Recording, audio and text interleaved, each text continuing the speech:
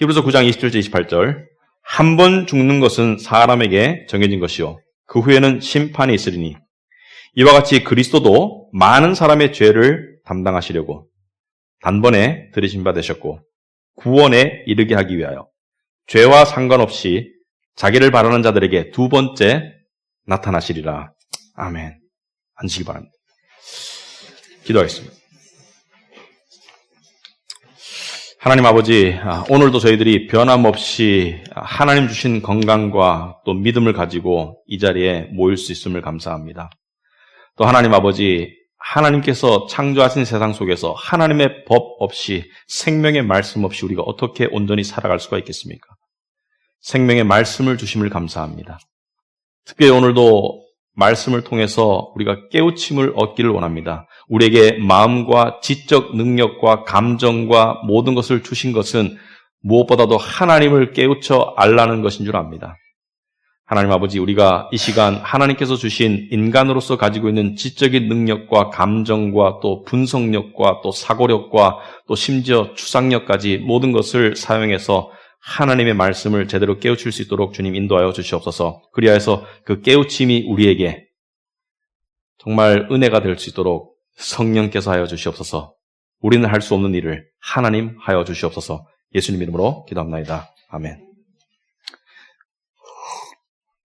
우리 지난주까지 에베소서를 8월 중순부터 약 7개월 반에 걸쳐서 에베소서 시리즈를 했고요. 다음 주 부활절이 지나면 여러분 주보 삽지에 나와 있듯이 마가복음 시리즈를 합니다. 오늘은 그 막간에 제가 설교를 하는데요. 오늘 설교 제목은 예수를 왜 믿는가? 예수를 왜 믿는가? 이것은 모든 사람들이, 특별히 그리스도인이 자기 스스로에게 반드시 물어야 될 가장 근본적이고 중요한 질문이라고 있습니다. 예수를 왜 믿는가? 또는 이 질문을 세 가지로 말할 수 있습니다. 우리 믿는 사람들은 스스로에게 나는 예수를 왜 믿는가? 또 믿지 않는 사람들에게는 당신은 예수를 왜 믿어야 하나? 이렇게 물을 수도 있겠죠. 그리고 또 수많은 사람들에게 여전히 예수를 믿지 않는 이유는 무엇인가? 이렇게 물을 수 있습니다. 여전히 예수를 믿지 않는 이유는 무엇인가? 여러분, 이 세상에 보면은 예수를 믿지 않는 사람이 훨씬 많습니다. 특별히 종교라는 관점에서 봤을 때, 신이라는 관점에서 봤을 때 무신론, 그러니까 신이 존재하지 않고 이 세상 이후에 다음 세상에 대해서 존재하지 않는다라고 결론 짓고 사는 사람들이 점점 더 늘어나고 있기 때문에 서구화된 사회 속에서는 그 비율이 50%를 훌쩍 넘어갔고 우리나라도 서구화됨에 따라서 현재 신이 없다고 생각하는 무신론자의 비율이 50%가 넘어섰습니다. 최근에. 근데 이것은 여러분, 우리는 현대를 살아가면서 현대를 당연시하지만 우리는 역사를 통해서 현대를 바라볼 줄도 알아야 됩니다.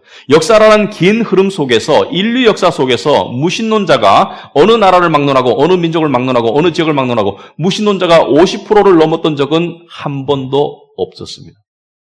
우리는 인류가 한 번도 살아보지 못했던 그러한 세계관 속에 살고 있습니다. 더군다나 신이 없다고 생각하는, 사후세계가 없다고 생각하는 그 비율이 10%인 적도 없었습니다.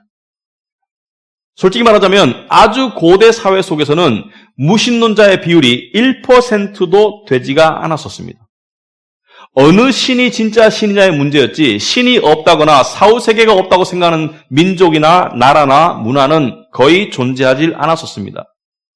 그러므로 역사라는 커다란 관점에서 오늘날 시대를 바라볼 때 우리는 오늘날 어떠한 시대를 살고 있는가를 더욱더 확연하게 깨달을 수가 있다. 그래서 현대와 과거를 비교해보자. 현대와 과거를 비교해볼 때 지금 우리는 훨씬 더 문명이 발전한, 그러니까 기술과 의술과 생물학적 지식과 정보와 사회학적 분석이 훨씬 더 잘 되어 있는, 훨씬 더 진보한, 훨씬 더 발달한, 그래서 세상이 훨씬 더 촘촘해진 시대를 살아가고 있는데 과연, 좀 무식한 질문 한번 던져보죠. 우리가 더 행복한가?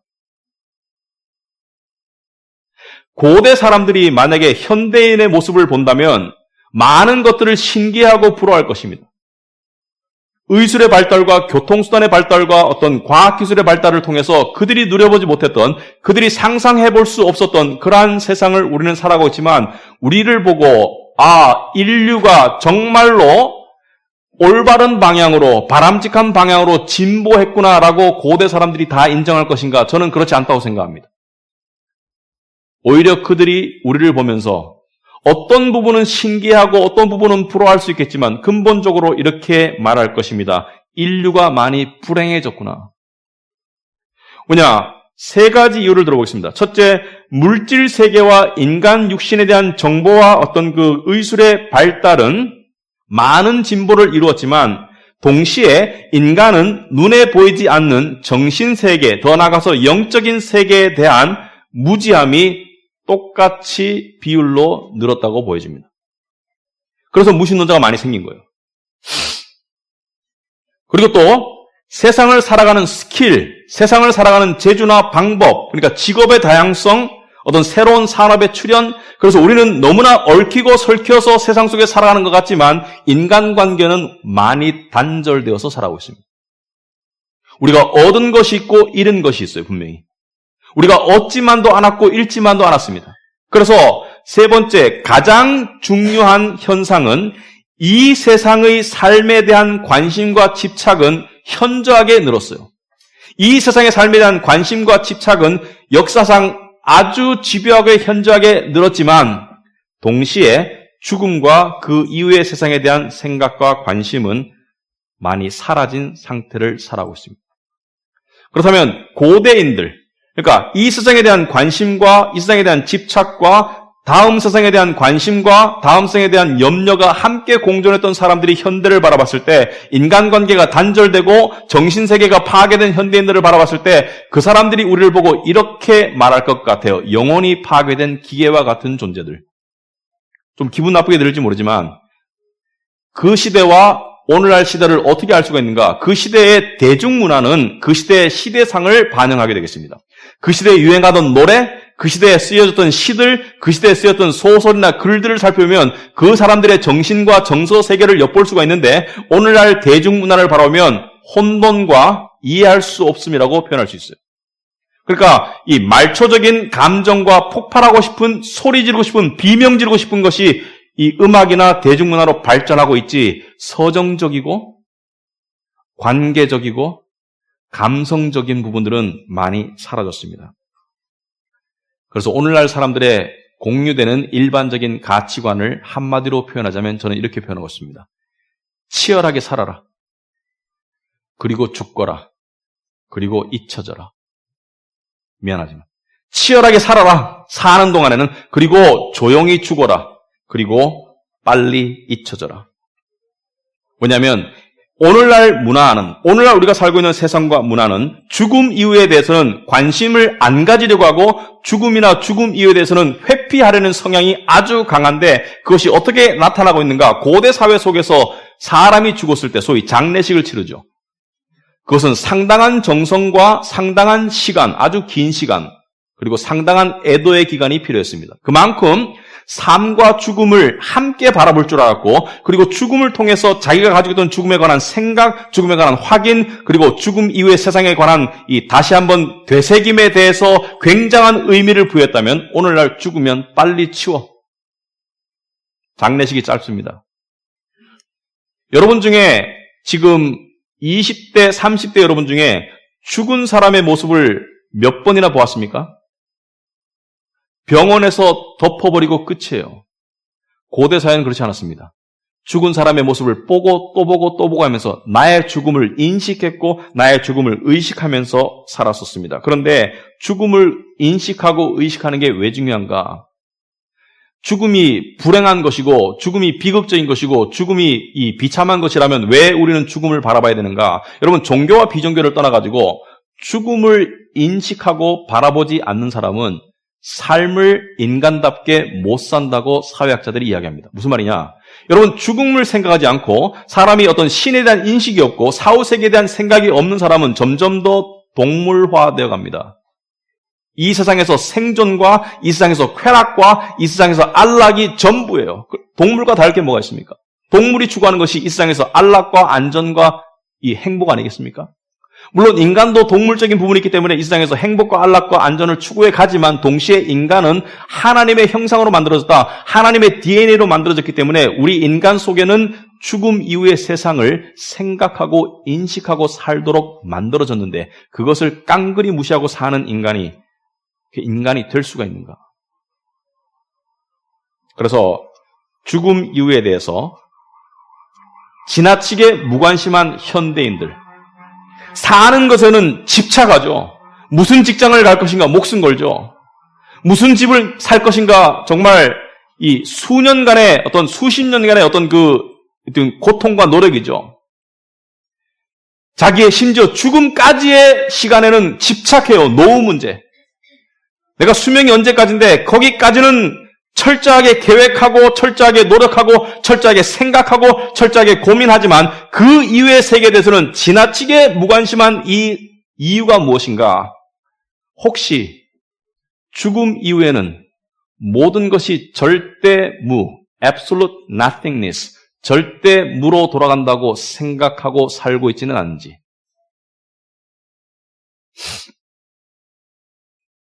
저는 죽음을 이렇게 비교하고 싶습니다. 죽음은 끝이 보이지 않는 캄캄한 낭떠러지와 같다. 그런데 누구라도 모두가 다 뛰어내려야 돼요. 언젠가는 그 길로 떠밀려가서 내려가야 돼요. 근데 끝이 보이지 않고 이 뛰어내리는 낭떠러지 밑에 무엇이 있을지 어떤 일이 일어날지 모르는 것을 저는 죽음이라고 표현하고 있습니다. 그렇다면 무신론자는 어떤 믿음을 가지고 뛰어내리는 사람입니까? 뛰어내리면 절대 무로 돌아가는 거야. 마치 내가 태어나기 이전 상태, 나라는 존재라는 것으로 봤을 때 내가 태어나기 이전 상태, 내가 없는 상태로 리셋 버튼이 눌러지는 것을 저는 무신론이라고 생각했습니다. 어떤 사람들은 막연한 어떤 긍정심을 가질 수도 있겠죠. 긍정적인 마음. 소수겠지만 좋은 일이 생기겠지. 저 밑에 떨어지고 나면 좋은 데 가겠지. 우리 사람들 죽고 난 다음에 그런 말 하죠. 좋은 데 가셨을 거야. 막연한 긍정론이죠. 근데 세상도 그렇게 삽니까? 여러분, 이 세상의 삶도 막연한 긍정론으로 살아가는 사람이 있습니까? 아니죠. 치밀하게 알고 싶어 하죠. 그리고 또 대부분의 사람들은 불안감을 가지고 있습니다. 떨어지긴 떨어져야 되는데, 언젠가 뛰어내려야 되는데, 이 낭떠러지 밑에 무엇이 나를 기다리고 있을까? 불안해요. 심지어 교회 다니는 사람들도 불안해하기는 마찬가지입니다. 많은 사람들이. 왜 그렇습니까? 교회 다니는데 사후세계를 믿는데 왜 불안해하는가? 왜? 관심과 집착이 이 땅에 너무 쏠려 있기 때문에 준비가 안 된 것이죠. 그래서 오늘 말씀을 통해서 저는 이 화두를 던지고 있습니다. 예수를 왜 믿는가? 또는 아직까지 예수를 잘 모르시는 분이 있다면 예수를 왜 믿어야 하는가? 예수를 왜 믿는가? 뭐냐면 제가 지금 죽음과 사후세계, 내세를 이야기했습니다. 죽음과 내세와 예수님은 뗄 수 없는 밀접한 관계를 가지고 있습니다. 그걸 제가 지금부터 설명하고 있습니다. 예수를 왜 믿는가? 죽음 때문에 믿는 거예요. 예수를 왜 믿는가? 사후세계 때문에 믿는 것입니다. 예수를 왜 믿는가? 물론 내세에도 예수님의 존재와 필요성이 있습니다. 그러나 궁극적으로 가장 근본적인 이유는 죽음과 내세에 관한 사실 때문에 예수를 믿는 것이다. 자, 그래서 오늘 본문을 살펴보겠습니다. 27절에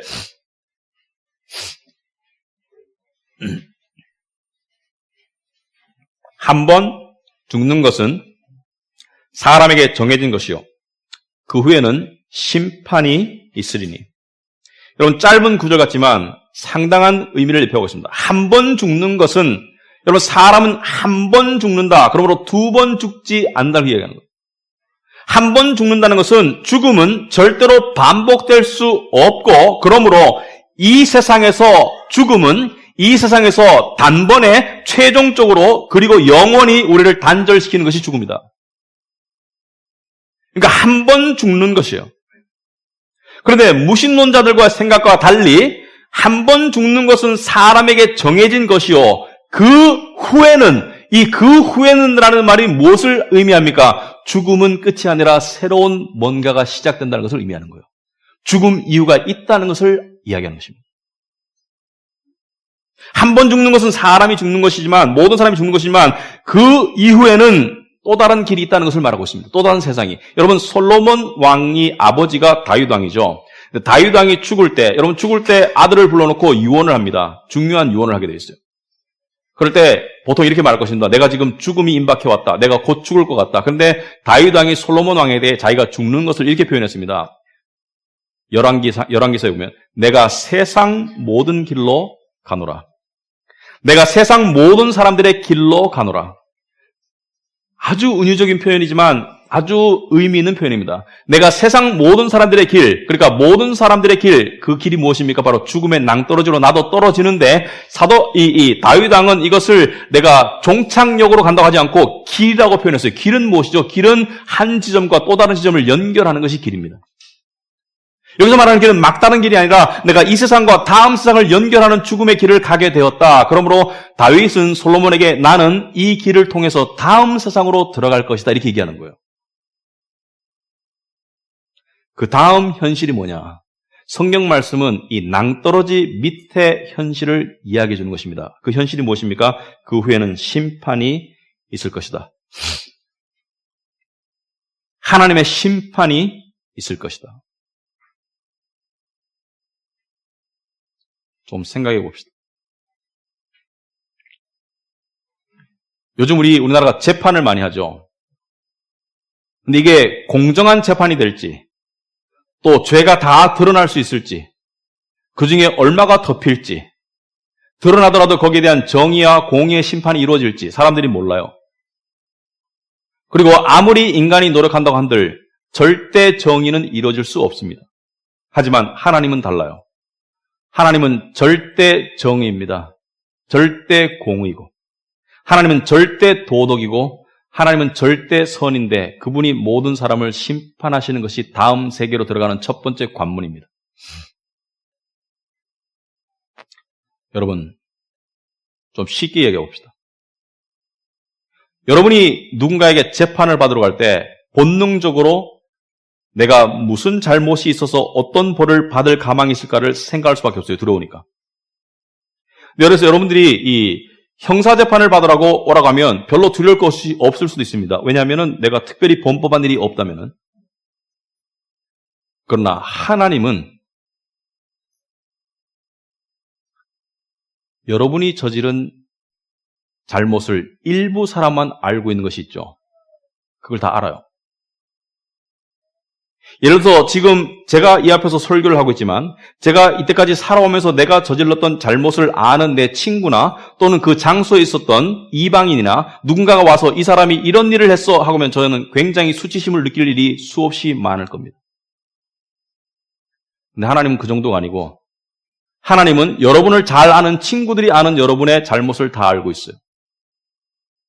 여러분이 했던 말, 여러분이 한 행동, 그리고 지금 하는 행동까지.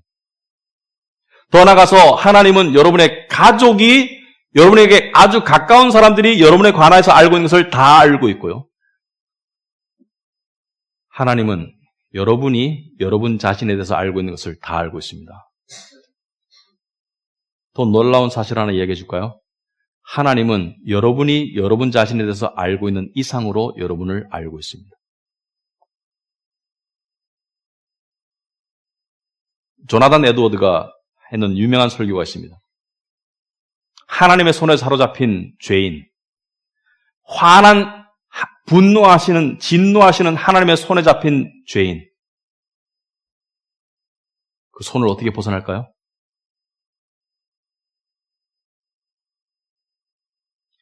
여러분, 우리는 예수님을 진리라고 그래요. 또 빛이라고도 그럽니다. 왜 예수님을 진리라고 하고 빛이라고 말할까? 왜냐하면 이 낭떠러지 밑에 깜깜한 현실을 우리가 볼 수 없는데 그 밑에 기다리고 있는 모든 인간을 기다리고 있는 현실에 대해서 볼 수 있도록 빛이 되시기 때문에. 여러분, 진리가 무엇이죠? 오늘 여러 가지 이야기하네. 진리가 무엇입니까? 오늘날 현대인들이 잘 사용하지 않는 단어 중에 하나가 진리입니다. 중요한 단어임에도 불구하고. 그리고 그 단어를 사용해도 사람마다 의미가 달라요. 수학자에게 진리가 다르고 과학자에게 진리가 다르고 사회학자의 진리가 다릅니다. 수학자에게는 1 더하기 1은 2다. 이게 진리예요. 수학적 명제, 불변의 진리. 과학자에게는 태양이 아니라 지구가 태양 주위를 돌고 있다. 진리 중에 하나입니다. 절대 불변의 진리라고 믿고 있죠. 사회학자에게는 인간에게 가장 강한 본성은 모성애다. 자식을 향한 어머니의 마음이다. 진리입니다. 물론 항상 그렇진 않아요. 그런데 그것과 낭떠러지 밑에 현실과 무슨 상관이 있죠? 여러분이 수학을 아무리 잘해도, 과학을 아무리 잘해도, 사회학을 아무리 잘해도 낭떠러지 밑에 있는 현실을 보여주지 않습니다. 낭떠러지 밑에 있는 인간의 존재와 운명과 생명과 직결된, 특별히 영원한 생명과 직결된 그것을 알려주는, 그 실체와 그 현실을 알려주는 것이 진리라고 할 수가 있겠습니다. 이 땅에서 삶은 이 직장에 들어가면 어떻게 될까? 이 학교를 들어가면 어떻게 될까? 이쪽으로 가면 어떻게 될까? 보험을 들어야 되나? 이 땅에서 살면 그토록 치열하게 생각하면서 왜 인간은 너무나도 중요한 죽음 이후의 세상에 대해서는 너무나 관심이 없을까? 이상하지 않습니까? 인간이라면 당연히 내가 죽는데 이 죽음 이후에 정말 아무것도 없는 것일까? 아니면 죽음 이후에 뭔가 중요한 일이 기다리고 있는 것일까? 인간이라면 당연히 가져야 될 관심이고 그 관심에 대해서 알려주는 것이 진리라면 진리는 인간의 본질과 관계인 것이죠. 진리는 어떤 그 물리학적 법칙도 아니고 사회학적 어떤 법칙도 아니고 진리는 어떤 수학적 공식도 아니고 진리는 인간 현실에 대한 실상을 알려주는 것이 진리입니다. 그래서 예수님이 진리고 말씀이 진리인 것이죠. 왜? 말씀을 통해서 그 낭떠러지 밑에 현실을 알려주니까. 그래서 성경 공부하는 거예요. 그 진리를 깨달으면 눈물이 나올 수도 있습니다. 감격에서. 그 진리를 깨달으면 두려워질 수도 있고요. 순간적으로. 그 진리를 깨달으면 감격스러울 수도 있습니다. 그 깨달음의 기쁨 때문에. 그런데 그 진리를 향한 깨달음 없이 흘리는 눈물, 그 진리를 향한 깨달음 없이 나오는 감동, 그것은 뭐예요? 쇼예요, 쇼. 근데 이게 진리라면, 그러니까 우리를 둘러싸고 있는 진짜 현실, 영원한 현실에 관한 확실한, 정확한 정보가 진리라면, 그것만이 진리라면 문제가 있습니다. 왜 문제가 있느냐? 여러분이 우주선을 타고 우주를 날아갔어요. 근데 날아가다 연료가 떨어지고 산소 공급이 지금 희박해지고 있어서 어느 행성에 도착했어요. 근데 문을 열어야 될까 말아야 될까 고민할 수밖에 없죠. 왜? 문 밖의 현실을 모르지 않습니까? 문 밖에 산소가 있는지, 문 밖에 온도가 몇 도인지, 근데 문 밖에 이 수분은 몇 프로인지, 생존에 필요한 환경이 되는지를 모르지 않습니까? 또는 여러분들이 가지고 있는 장비로 감당할 수 있는지를 모르는 상태에서 누군가가 나타났어요, 외계인이. 그래서 창문으로 여러분이 알 수 있는 언어로 보여줬습니다. 써서. 밖의 온도는 200도밖에 안 돼. 산소는 없고 질소만 있어.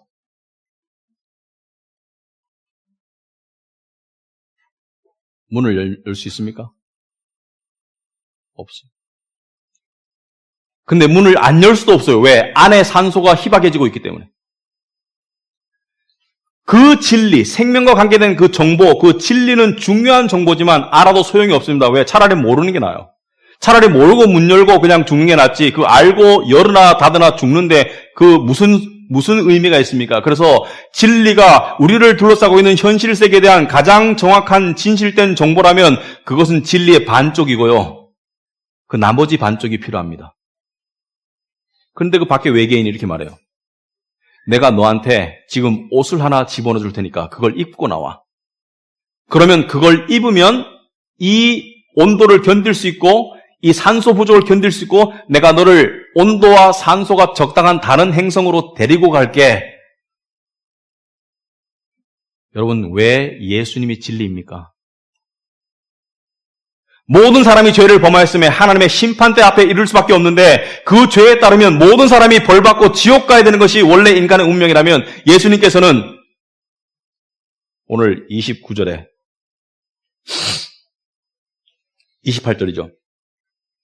이와 같이 그리스도도 많은 사람의 죄를 담당하시려고 단번에 들이신 바 되셨고 구원에 이르게 하기 위하여 죄와 상관없이 자기를 바라는 자들에게 두 번째 나타나시리라. 이거 보시면 그리스도께서 많은 사람의 죄를 담당하시려고, 그러니까 우리의 죄 문제 때문에, 우리가 죄 때문에 하나님 앞에 형벌받을 수밖에 없는데, 죄 때문에 지옥 갈 수밖에 없는데 우리의 죄 문제를 해결하시기 위해서 십자가에서 대신 죽으셨다. 이게 진리입니다. 문제는 뭐예요? 너는 죄 때문에 심판이 기다리고 있다. 이거는 현실에 대한 설명이고요. 거기에 대한 해결책을 예수님이 제시하셨다. 이게 진리인 거예요. 그러니까 진리는 두 가지로 돼야 됩니다. 한 가지, 현실에 대한 설명만 있으면 그것은 반쪽 진리고 필요 없는 진리가 됩니다. 그 설명과 더불어 그 현실에 대한 완벽한 해결책까지 함께 제시하신 분이 바로 예수 그리스도이다. 예수를 왜 믿습니까? 내가 그토록 알고 싶어하고 궁금해하는 이 세상을 둘러싼, 나의 생명을 둘러싼 이 세상에 관한 내가 알아야 될 가장 필수적인 정보를 말씀을 통해서, 진리를 통해서 전달해 주시기 때문에 진리고요. 두 번째는 그 진리가 전달하는 세상의 가장 문제, 생존의 문제를 해결해 주셨기 때문에, 완벽한 해결책이 되시기 때문에 진리가 되는 거예요. 여러분, 예수님이 빌라도 앞에 잡혀갔을 때 한번 읽어보시기 바랍니다. 재밌습니다. 재밌다기보다는 심오하죠. 예수님은 진리를 전하러 오셨습니다. 근데 빌라도가 예수님께 물었거든요. 보니까 죄가 없어. 그리고 빌라도가 협박합니다. 나는 너를 죽일 수도 있어. 예수님 말씀하십니다. 하늘에서 허락지 아니하시면 네가 나를 못 죽여. 빌라도가 예수를 보니까 두렵거든요. 예수를 보니까 범상치가 않거든요. 그래서 예수께 물어요. 진리가 무엇이냐? What is truth? 예수님이 답을 안 하십니다. 왜 안 하실까요? 진리를 받을 마음의 준비가 안 됐기 때문이에요. 여러분, 진리를 받을 마음의 준비는 어떤 마음입니까? 절박한 심정이 돼야 됩니다. 내가 죄인이라는 것을 아는 절박한 상태가 돼야 되고요. 내가 누군가의 도움이 없으면 살아날 수 없다는 그러한 절박한 심정이 돼야 되는 것입니다. 여러분, 기독교의 복음은요, 이거는 그냥 길거리에 뿌리는 그런 사탕이 아닙니다. 예수님께서 말씀하셨죠. 귀 있는 자는 들을지어다. 귀 있는 자는 들을지어다. 여러분이 지금 이 진리에 관한 내용이 이해가 된다면 계속 들어보시기 바랍니다. 왜? 이것은 생명과 관계된 문제이기 때문에. 그렇다면 예수를 믿는다면, 예수를 믿는다는 것은 무엇을 의미하나? 저는 적어도 두세 가지를 의미한다고 생각합니다. 첫째, 예수를 믿는다는 것은 영적인 암흑 상태에서 볼 수 있는 눈뜬 상태가 되는 것이 예수를 믿는 것입니다.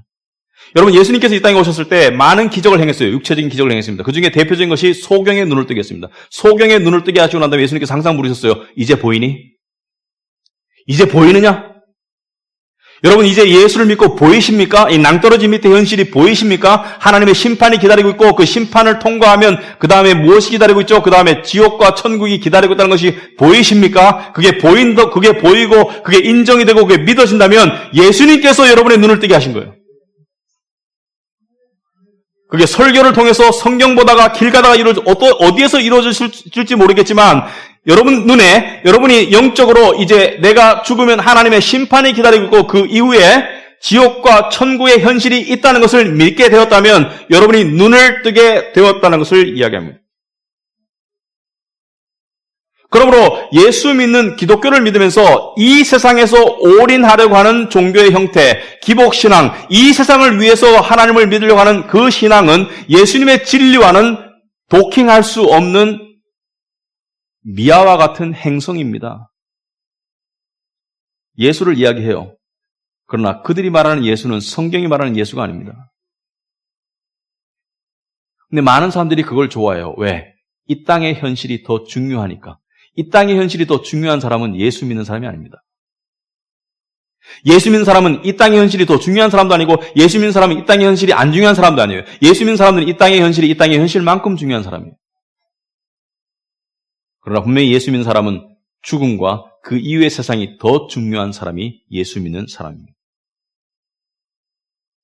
그래서 그 죽음과 그 이후의 세계를 알고 인식하기 때문에, 잘 들어보세요, 이 땅을 더 지혜롭게, 더 관대하게, 더 여유롭게 살아가는 사람이 예수 믿는 사람이에요. 이걸 이해를 못해요. 이 땅에 집착하면 할수록 삶이 괴로워요. 이 땅에 집착하면 할수록 노예 상태가 됩니다. 이 땅에 집착하면 할수록 남에게 관대할 수 없죠. 왜? 이 땅에서 모든 걸 쇼부봐야 되니까 내가 행복해야 되고 내가 잘 나가야 되고 내가 좋은 길이면 누구를 짓밟고라도 누구를 희생하고라도 나는 이 땅에서 그렇게 살아갈 거야. 왜? 죽음과 사후세계에 대한 두려움과 인식이 없기 때문에. 누군가 이렇게 말했습니다. 죽음에 대한 진지한 고민을 하지 않는 사람과 인생을 나누지 말아라. 무슨 말입니까? 그 옆에 있으면 다쳐요. 이 땅이 다인 사람 옆에 있으면 이용당합니다. 배신당하고요. 그러나 죽음과 사후세계를 생각하는 신에 대한 인식이 있는 사람 옆에는 인간미가 있을 수밖에 없습니다. 왜? 신에 대한 두려움은 인간미를 북돋아주니까. 그런 사람 옆에는 여유로움이 있었습니다. 왜? 죽음 이후의 세상을 생각하기 때문에 이 땅에 너무 집착하지 않기 때문에. 응? 두 번째. 예수를 왜 믿습니까? 허무와 무의미를 벗어날 수 있기 때문입니다. 여러분, 인생은 허무한 거라고 우리는 근본적으로 긍정합니다만은 우리의 실제 생활 속에서는 이 땅에서 무언가 대단한 의미를 발견할 것처럼 우리는 살아가요. 제가 그 잘못된 불을 끄겠습니다. 말씀의 능력으로. 첫째, 인생은 짧습니다. 어떤 사람이 그러더라고요. 눈 몇 번 감았다 뜨니까 60이래요. 우리말에 일장춘몽이라는 말이 있습니다. 꿈 한 번 꾸고 나니까 인생이 지나갔어요. 여러분, 인생이 어떻습니까? 내가 가려는 목표 지점을 향해서 끝까지 나를 닥달하면서 몰고 가다 보니까 이미 늙어버렸어. 도달하면 뭐해? 늙었는데.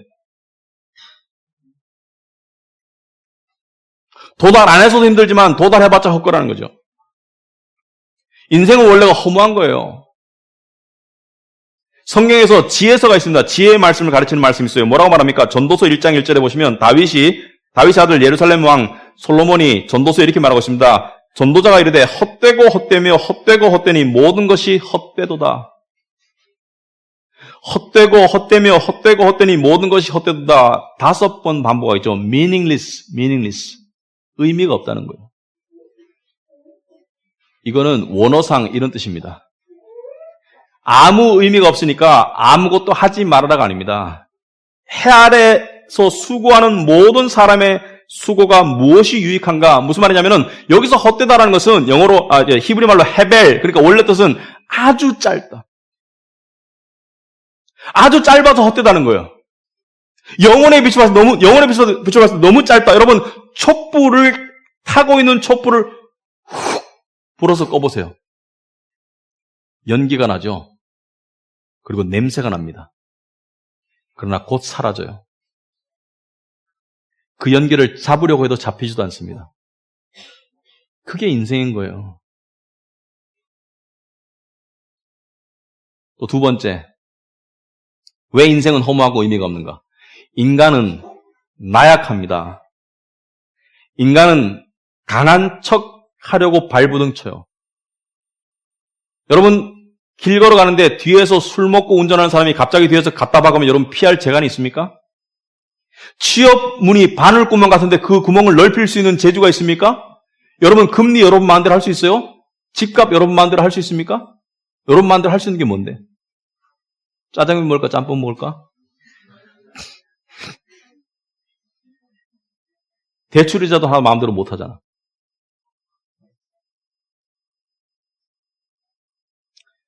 이렇게 짧은 인생 속에서 나약한 인간이 왜 우리는 그다지도 이 속에서 뭔가 이루어서 인정받아 보려고 아둥바둥하는 것일까?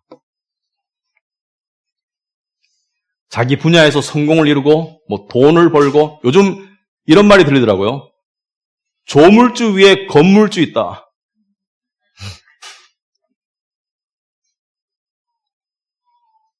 여러분이 돈을 열심히 벌어서 꼬마 빌딩을 하나 샀다고 칩시다. 얼마 안 가서 건물도 낡아지고 여러분도 늙어질 거예요. 건물이 여러분 손에서 빼앗기든지 여러분이 건물을 떠날 때가 옵니다.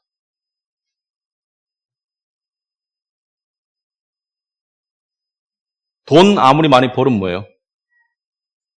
내가 병원에 누워있거나 깜빵 가 있으면 남 좋은 일 시키는 건데.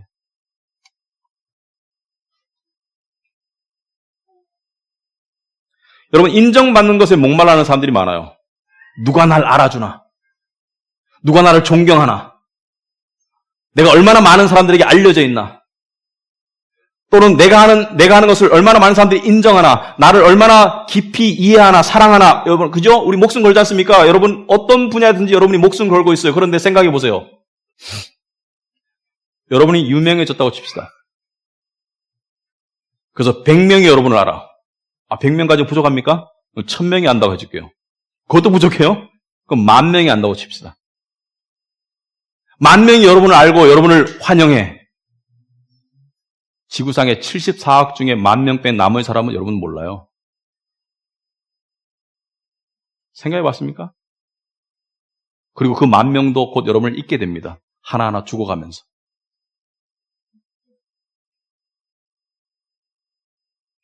지금 이 세상에 존재하는 정통 신학자 중에 가장 첫 손가락 또는 세 손가락 안에 꼽으라면 D.A. 칼슨이라는 사람입니다. D.A. 칼슨은 캐나다 사람으로서 미국의 시카고에서 신학을 가르치면서 초청을 많이 받아요. 유명하니까. 근데 최근에 어떤 도시에 초대를 받았는데 그 도시는 중간 규모 한 수백만 명이 사는 도시입니다. 그 도시 어떤 교회에 초청을 받았어요. D.A. 칼슨이 왔다. 교회에서 광고를 했습니다. D.A. 칼슨이 온다. 우리 교회 비슷한가 봐. 광고하면 안 나오는 그런 거는. 150명이 왔어요, 진짜로.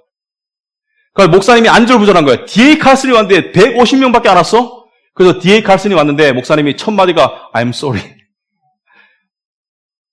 박사님 150명밖에 못 모였습니다. D.A. 칼슨이 이렇게 말해요. 목사님, 여기에 150명이 모이든 1,500명이 모이든 이 도시에 사는 사람 99.99%는 내가 왔다는 것도 몰라요. 자기가 가지고 있는 작은 세계 속에 갇혀서 10명, 100명 데리고 자기가 왕인처럼 생각하는 그 허상을 알겠습니까? 내가 10,000명이든 10만 명이든 그 속에서 내가 왕처럼 군림하는 그 허상을 알겠습니까? 99.99%는 당신이 누군지도 몰라요.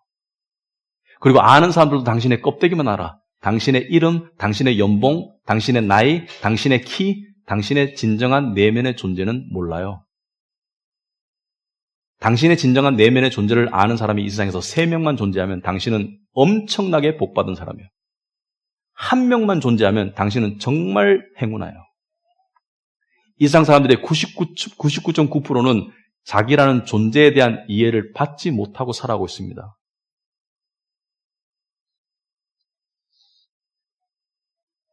그래서 성경은 이렇게 인생을 표현합니다. 풀은 마르고 꽃은 시드나. 여기서 풀은 인간의 수명을 말하고요. 꽃은 인간의 성취를 말합니다. 풀은 마르고 꽃은 떨어진다. 풀은 곧 피어났다가 곧 마르죠. 여러분, 이 벚꽃이 피어서 아름답다고 그러죠. 언제 떨어질까? 아마 한 달에 안 걸릴걸요? 풀은 마르고 꽃은 떨어집니다. 근데 그 꽃을 피우려고 온갖 것을 다 걸지 마세요. 그러나 여기까지가 끝이면 안 태어나는 게 낫습니다. 저는 가장 존경하는 사람이 있습니다. 아니, 비꼬는 게 아니라 저는 이런 사람이 참 존경스러워요. 하나님을 안 믿으면서 세상에서 열심히 살아가는 사람. 저는 이해가 안 되고 존경스럽습니다. 하나님을 안 믿는 세상에서 열심히 살아가. 풀은 마르고 꽃은 시들어지는데 그 풀이 하루를 존재한들 10년을 존재한들 무슨 차이가 있을까요? 그러나 감사하게도 하나님의 말씀은 영원히 서리로다. 아멘. 말씀이 육신이 돼서 오신 것이 예수님이고 말씀이고 진리죠. 예수님께서 요한복음 17장 11절에 저희를 진리로 거룩하게 하옵소서. 아버지의 말씀은 진리니다. 요한복음 1장 14절에 말씀이 육신이 되어 우리 가운데 거하심에 우리가 그 영광을 보니 아버지의 독생자의 영광이요 은혜와 진리가 충만하더라. 말씀은 영원하리라. 여러분 예수 왜 믿습니까? 저는 영원하려고 믿습니다. 예수님 믿으면 영원하니까.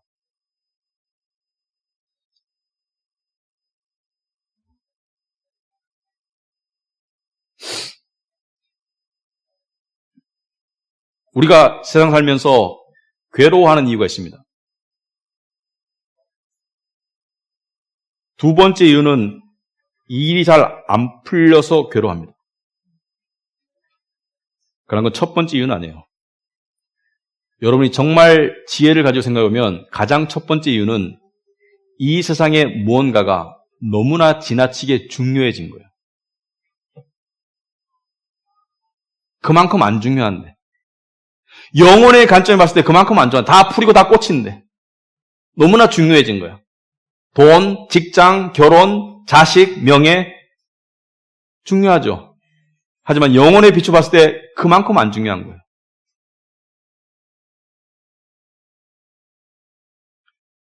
저는 제가 보는 TV 프로 중에 두 번째로 좋아하는 프로가 있습니다. 첫 번째는 바다에서 고기 잡는 거고, 두 번째는 자연인이라는 프로를 좋아합니다. 세상에서 낭패해서 산에 가서 혼자 사는 사람, 오해하지 마세요. 저는 아주 좋은 와이프와 가정을 가지고 있습니다. 그건 이유가 아니에요. 근데 그 자연인이라는 프로를 보면서 저는 왜 좋아하냐? 사람이 세상의 욕심을 벗어나서 사는 모습이 보이기 때문에 좋아요. 그런데 그것도 TV 프로이기 때문에 각색이 된 것이죠. 그런데 끝은 어떻게 됩니까? 끝은 다 낭떠러지 밑으로 떨어져야 돼요. 근데 우리에게는 예수를 왜 믿습니까?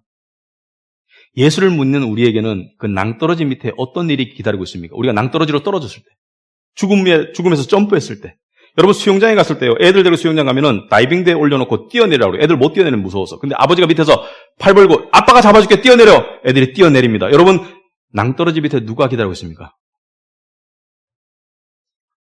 우리 아버지가 기다리고 있습니다. 아버지가 우리를 안아주실 거예요. 저는 고향이 대구입니다. 집에 가끔 가요. 근데 부모님이 딱 두 마디 하십니다. 도착하면. 잘 왔다. 고생했지.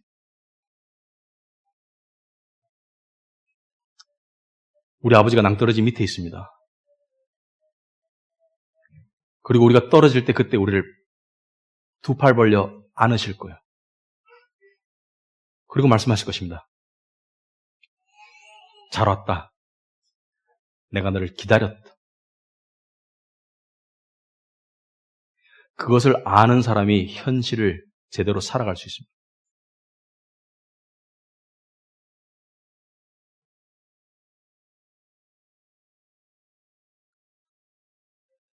여러분, 우리는 교회를 다니면서 뭔가 이루려고, 뭔가 얻으려고 생각할 때가 참 많죠. 그러나 예수를 만났던 삭개오는 여리고의 세리장이었습니다. 그 당시에 세리, 그러니까 로마의 권력을 힘입어서 이스라엘에게 세금을 갈취해서 일부는 로마에 바치고 일부는 자기가 착복했던 민족적인 반역자였던, 그러나 세상적으로는 아주 더럽게 부자였던 세리들 중에 세리장은 이스라엘에 딱 3명밖에 없었어요. 여리고가 국세청 사무소 중에 하나였습니다. 그런데 예수님이 오셨어요. 사회적 재산이 있고 사회적 지위가 있고 그리고 사람들과 함께 하기를 원하지 않았던 그 여리고, 근데 키가 작았어요. 근데 예수님을 보지 못하니까 사람들을 둘러싸여 있으니까 예수님을 보려고 나무에 올라갑니다. 세리장이. 수치를 더 이상 느끼질 못해요. 불필요한 수치를. 그리고 예수님께서 내려오라고. 그리고 예수님 앞에 가서 이렇게 말합니다. 내가 이때까지 남의 것을 빼앗은 것이면 그대로 4배로 갚을 것이다. 그리고 내 재산의 반을 팔아서 가난한 자에게 줄 것이다. 왜 그 돈의 노예가 됐던, 그리고 세상의 노예가 됐던, 그리고 권력의 노예가 됐던 그 삭개오는 그렇게 변했을까요? 왜? 예수를 믿었기 때문에. 예수를 믿고 있는데도 여전히 세상의 욕심이 더 강해진다면 예수를 잘못 믿고 있는 겁니다. 예수를 정말 믿게 된다면 이걸 놓을 줄 알아야 돼요. 이거를 더 잡고 있으면 더 힘들어요. 그래서 하나님이 고난을 허락하시죠. 왜? 고난은 세상을 향한 집착을 향한 채찍과 마찬가지예요. 놔라.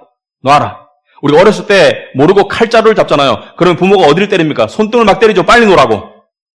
그거 잡고 있으면 다친다고. 고난이 우리에게 그래서 주어지는 거예요. 그래서 고난도 하나님의 사랑입니다.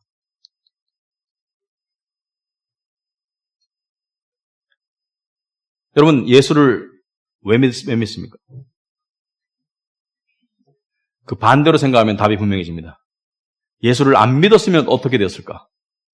예수를 안 믿었으면 낭떠러지 밑에 있는 상황도 모른 채 무방비 상태로 이 세상에서 끌려다니면서 비참하게 살다가 그리고 마지막에 낭떠러지 밑으로 다 쓸려갈 텐데 예수를 믿었기 때문에